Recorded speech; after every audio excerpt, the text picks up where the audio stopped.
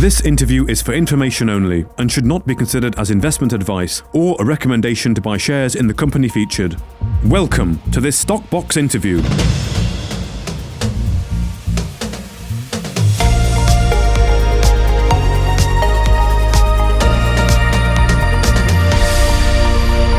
Joining us today is Malcolm Pallay, co-founder and executive chairman of Coinsilium Group. Thank you very much for joining us, Malcolm. How are you? I'm fine, Mark. Thank you very much for having me on. Good. Well, I'm guessing you must be fairly happy, of course, that the environment seems to be moving very much to more of a risk-on, certainly perhaps crypto-focused bull at the moment, of course, with Bitcoin there, the price moving quite significantly. Perhaps something to do with the conclusion of the elections in the United States. I mean, first of all, how are you feeling and what do you think is driving this market sentiment? Thank you, Mark. It's obviously great. I've had sort of conversations with a lot of shareholders, a lot of people in the industry, and I think it's something we've known and expected to happen. It's happened before in previous cycles, although there's no certainty that each one will repeat itself. But it so far so good, and so it didn't come as an absolute surprise that we would be taken up in this wave that's coming over the hill, and now sort of firmly underpinning the Bitcoin, which is the main driver for all the entire cryptocurrency space, because it's kind of the reserve currency of crypto.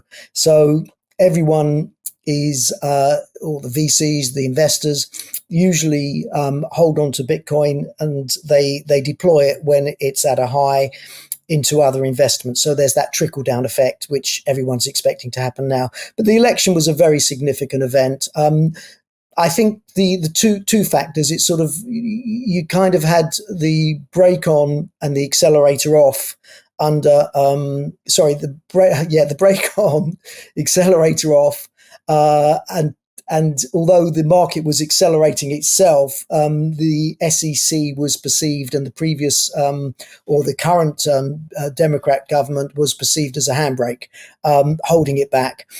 And one such kind of target for most of the blame is the SEC under Gary Gensler. And certainly that's the noise you'll hear in the industry, because there was never any clear direction on regulation. There was also a sort of a massive kind of push on crypto projects being, held under the microscope and some prosecuted and all sorts of action. I think this is the first time, there used to be an expression called "Don't fight the Fed." Well, the crypto boys are fighting the Fed, and they've effectively won. So this is seminal in its own right. But of course, now you've got not just the handbrake off or coming off, effectively off, because this is a lamed up presidency to the rest of the term. You've also got the accelerator going to be pushing to the floor, because the things that Trump is saying about what expected in this space, like, he did say he's going to sack Gary Gensler on day one. Now I hear there's rumors that he's decided it's time for him to step down anyway, which is convenient. And also he's appointed the CEO of Cantor Fitzgerald, Harold Lutnick, in his transition team. And there's now sort of bets are being taken on he's going to be Treasury Secretary. Now, that's incredible. That is enormous if that happens, because he gets crypto. He gets not just, the idea that he can make money out of it, but he sees the potential of it for transforming the financial services industry globally. And with the vision that now Trump has, born out of the people who've been, whispering into his ear or yelling into his ear at the crypto events about how, if they do this right, US could be a leader in the space. It's full throttle. So this is why you're seeing Bitcoin move as it does, because it's the first place, the safest place, the most liquid place. But as I said to you before, it also sees a trickle down effect where those people who hold Bitcoin, including Coinsilium, can now look at investments in a very different light. We can say, what would have cost us if we sold any Bitcoin to put into an investment, $60,000 a coin or 50,000, is now, we're going to get 90,000, 93, 95. And my prediction, which I'm still holding to, is that by the end of the year, it'll be 100 or more. Could be by the end of the month, the way things are going. So it makes our money cheaper for us. Do you know what I mean? It's sort of more comfortable, and it obviously gives us more firepower. So it is really a perfect storm. Do you think history will repeat itself in terms of previous sort of cycles and waves in crypto? And perhaps how long do you think the cycle will run for this time? Well, we kind of expect last cycle was anything to go by, we should see it usually 18 months beginning to end. Not beginning, it takes a while to build up. So you don't talk about the recovery phase, you talk about it kicking in.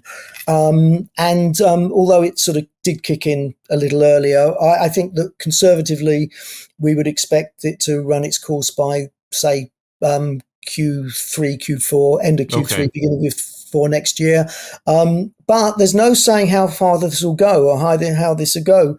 And also whether there'll be any other aspects that come in that could possibly give it another boost. So yeah. Interesting. Okay, and in terms of Coinsilium's exposure then to crypto, the whole sector and this cycle, how are Coinsilium sort of set to benefit from this? Oh, that's a great question, and it's the one I love answering, because a lot of people kind of look at firstly, we've got our investments which have exposure to this sector. So when the sentiment in the sector is good, our investments are in much better positions to actually benefit from this. I'll go through them sort of separately, but I just really want to give you a sort of the high level kind of understanding of that.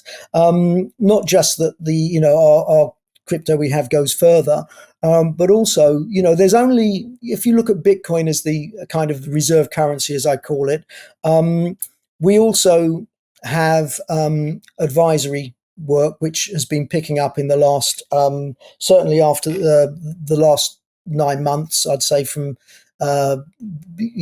Q1, end of Q1, beginning of Q2. We've announced 2 advisory clients. We've got a few more in the pipeline, and we've also got an investment in a very large project called Yellow Network, which has its token launch in its sights.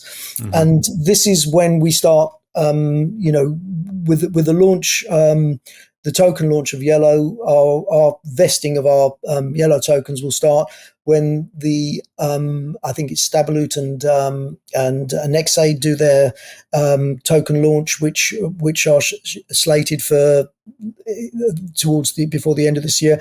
We'll start getting our success fees, which will be kind of cryptocurrency denominated fees, which can be converted, and the key to this is that there are, if we look at Bitcoin in itself, by 2030, 99% of the Bitcoin that's ever going to exist will be out there. So there's only one, I say there's one. If you don't hold it, the only way you can get that 1% that's left is by mining it. So this is what all the miners are focusing on.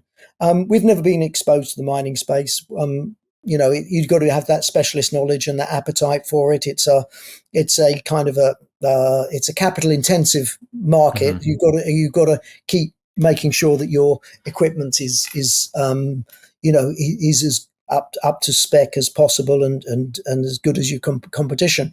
But the other way of getting a crypto and Bitcoin is to earn it, and that is where we're at. We're looking at being paid for our advisory services in crypto, and that crypto in previous cycles we've recycled into Bitcoin. Yeah. Okay. So that's easy to do. You can do that in a second. You can do that as soon as you get it. So the key to that is that we have got a ready way of actually getting more Bitcoin, holding more, but through the remuneration we get from the advisory services. And as that picks up, we'll have more to spend on getting more Bitcoin. If that's the direction we want to go in, we could also deploy into more investments. So that's how we kind of benefit from this upcycle. In addition to the investments we have, an example would be GreenGauge, which is a e-money kind of solution, which is crypto friendly. So their clients are people in the space, exchanges, anyone in the crypto space who struggles to get bank accounts or banking facilities or payment facilities, they can offer this. And they also do lending against crypto, which is doing phenomenally well at the moment in general, so by our understanding, as it should be, because a lot of people now are finding with the increased price of Bitcoin, they are more comfortable borrowing against it, because the price is a lot higher. The thresholds for being stopped out is high. So these entities that we're looking at here, plus some of the other projects that we're working on, are finding the environment much more conducive. So in previous cycles, you've seen our share price go from pennies, low pennies, penny, 2 penny, 3 penny, up to over 30 pence. And I don't want to put a figure on it because it would be irresponsible of me to do so. But the dynamics are stronger than they were in previous cycles. There's more people aware of us. There are more projects and there's more things to do with your crypto.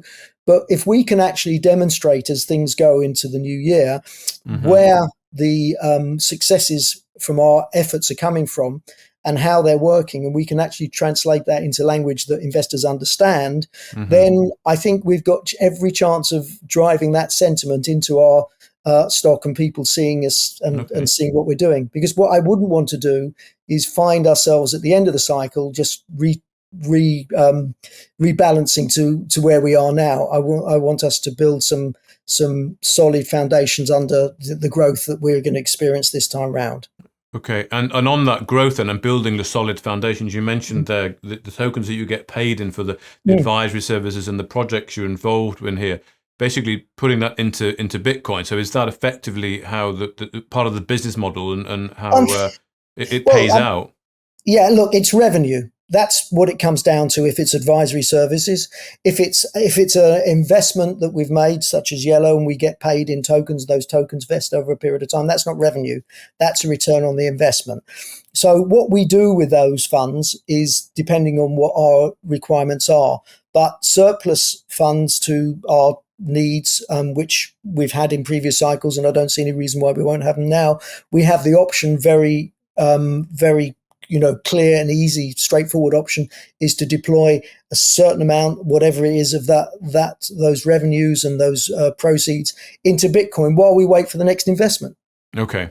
Even or to keep them running, because it actually ends up as being more profitable to keep hold of the Bitcoin if it keeps going up. So it's a wonderful problem to have, is you actually decide whether to invest in something or it's more appropriate to keep your Bitcoin. Yeah, okay. And I mean, if investors are looking at Coinsilium, is there somewhere they can go and almost see a list of the different sort of exposures that you have to the projects and the tokens, so they can perhaps start getting a feel for the upside potential? Yes, absolutely. Well, I mean, our investments are all on our website and our announcements, but we have produced, which I would urge investors to actually look at, and shareholders, anyone interested in the company, to look at our report, Web3 report section, because this whole space is effectively categorized from our perspective as Web3, because everything within it kind of falls under that remit. But we produced some reports which are quite detailed. We try to make them as objective as possible. They cover the projects that we are advising and investing in. There's also some reports that are more industry generally focused. And I know a lot of shareholders or investors, as I have done and often do, is literally look at the price and say, well, it looks like it's going in the right direction, and they jump in, they jump out, and whatever they do, different kinds of investors. But if this space is certainly at a very critical time, and it's a very important and it's a really good time to actually start to get to understand what it is we're actually doing, why we're investing in particular projects, which is really what those reports were designed to do. So if I could just name a few of them, we've got a really good objective report on Yellow Network. We've got a report on GreenGauge. We've got a report on Automato, which is an automation protocol, which we are really excited about, early stage, but it would be pay people, I think, rewards to actually get to understand what that particular project's about. We've got a report on NextAid, which is a trade finance token that's going to be launching this year. Understand how that works. We've been quite objective on that. And then Stabiloot, which is a new stablecoin, crypto-backed stablecoin we're advising in. And so, that research, I think, is invaluable, because hopefully if you like the company and you like the projects we're invested in, and more importantly, you understand the projects we're invested in and see where the potential is, that should underpin confidence. And it's much more kind of reliable than, research on bulletin boards and see what other people think. At least that's what I think anyway. And is the investment case for shareholders really capital growth at this point, or you look to return to shareholders at some point? I think we've got to first get to capital growth, because, we're in the beginning of this cycle and we want the share price to actually increase.